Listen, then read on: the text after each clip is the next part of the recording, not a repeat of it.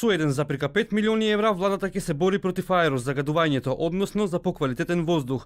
2019 година Министерството за животна средина ја прогласи за клучна во борбата со аерозагадувањето. Во меѓувреме, Македонија и Скопје редовно руши рекорди во европски и светски рамки по однос на аерозагадување. Локалната и централната власт најчесто смируваат со краткорочни мерки кои најчесто траат 2 дена.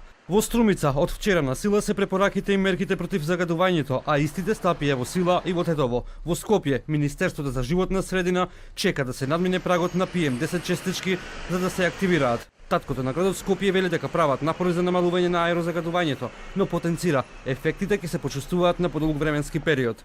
Проблемот со аерозагадувањето е проблем во кој што не може да се бара само институциите да бидат решавачи.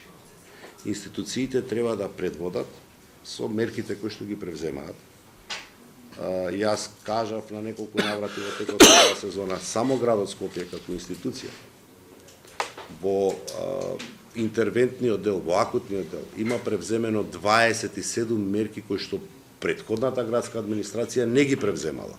Владата усвои план за чист воздух, но државните ревизори укажуваат на неспроведување на законите и немање на капацитет на институциите за решавање на проблемот. Во последниот извештај Државниот завод за ревизија укажува дека институциите на централно и локално ниво немаат капацитет за спроведување со проблемот со загадувањето на воздухот во однос на кадар и финансии. Претходната година, наместо за еколошки проекти, 160.000 евра државни пари, Министерството за животна средина ги пренамени за референдумот. Граѓанската иницијатива О2 за чист воздух остро реагираше на ваквата одлука со образложение дека надлежното министерство носи одлуки кои го загрозуваат здравјето на граѓаните.